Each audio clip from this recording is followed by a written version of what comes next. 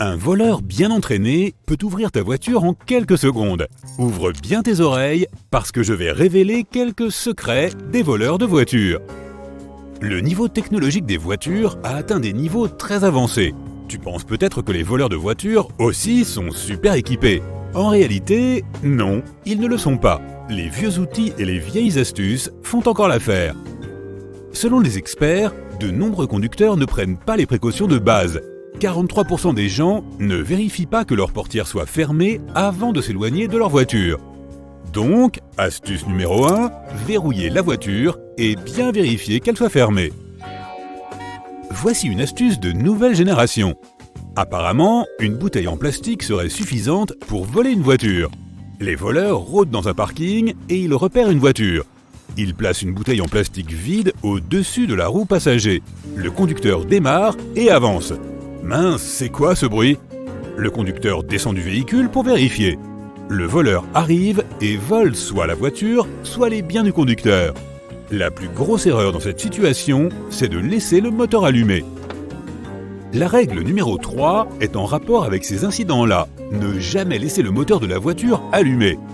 La police conseille de ne jamais laisser les clés dans la voiture dans une station-service, même pendant que tu fais le plein. C'est une invitation à intervenir pour les voleurs. Ils peuvent tout simplement s'asseoir dans la voiture et démarrer.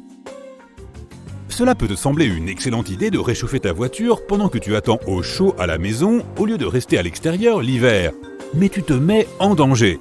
Pareil, ne jamais laisser le moteur allumé si tu descends faire des courses, même 2 minutes. En plus, c'est souvent illégal de laisser un véhicule en marche dans un parking. Ça paraît évident, mais il ne faut jamais laisser des objets de valeur dans sa voiture, même quelques pièces dans le porte-gobelet. Il en faut vraiment peu pour attirer les voleurs. C'est genre, mais c'est une pièce là? Ok, j'embarque la voiture. Il existe des solutions plus avancées. Certains gadgets te permettent de bloquer le volant afin que personne ne puisse conduire la voiture. Bon, ça ne va peut-être pas arrêter les voleurs, mais au moins, ça les ralentira et ils changeront peut-être d'avis. De nos jours, il existe un détail appelé numéro d'identification du véhicule. Ce numéro est unique pour chaque voiture et son conducteur. C'est un numéro public. Tu peux le graver sur toutes tes vitres de façon à ce que les pièces de ta voiture perdent de la valeur sur le marché noir. Aucun voleur ne veut conduire une voiture volée facilement identifiable. De plus, c'est très cher de changer des vitres. Aucun voleur ne voudra s'en charger. Mon astuce préférée. Utilisez l'arrêt d'urgence. Les voleurs détestent. Ce dispositif coupe l'électricité des actionneurs et met la pompe à carburant hors fonction. Un bouton d'arrêt d'urgence caché peut éviter que des voleurs ne volent ta voiture, même s'ils sont déjà entrés dedans. Bien fait pour toi, voleur. Ferme la porte maintenant. De nombreux modèles de voitures ont l'option d'arrêt d'urgence et elle s'installe facilement sur les autres modèles. Je te présente Steve Fuller, un ancien voleur de voitures. Il a été arrêté 6 fois pour vol de véhicule. Mais toutes les autres fois, et il en compte plus de 100, il s'en est sorti. Il s'est éloigné du côté obscur de la force et il essaie maintenant de réparer ses fautes. Il a donc accepté de partager avec tout le monde les secrets professionnels des voleurs de voitures. Il a confirmé que les voleurs de voitures n'aiment pas les boutons d'arrêt d'urgence. S'ils sont bien cachés, il faut du temps pour les désactiver. Les voleurs de voitures ne peuvent pas perdre trop de temps sur un même véhicule. Tu savais que tu as probablement une clé en plus dans ta voiture. Certaines voitures ont des clés valets cachées dans le manuel du propriétaire ou dans la boîte à outils dans le coffre. Si c'est le cas de ta voiture, sors la clé. Si tu sais où elle se trouve, les voleurs le savent aussi. Tu crois avoir une cachette parfaite pour ta clé en plus, hein? Les voleurs savent où chercher. Certaines personnes cachent la deuxième clé sous le pare-choc ou sous le tapis. Ce sont les premiers endroits que vont contrôler les voleurs. Fuller raconte « Boîte à gants, console centrale, porte-gobelet, j'ai trouvé des clés vraiment partout. » Il admet aussi avoir trouvé des clés dans 90% des voitures qu'il a réussi à voler.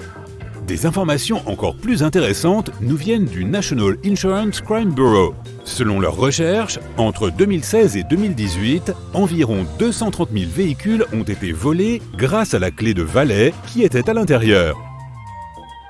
En parlant de clés, les voleurs de voitures ouvrent les voitures en interceptant le signal du système d'ouverture à télécommande. Pourtant, seuls 5% des conducteurs placent leurs clés dans des portefeuilles RFID pour éviter que le signal soit intercepté. Imaginons que tu rentres chez toi et que tu gares la voiture devant ta maison. Tu accroches tes clés sur le crochet juste derrière la porte d'entrée.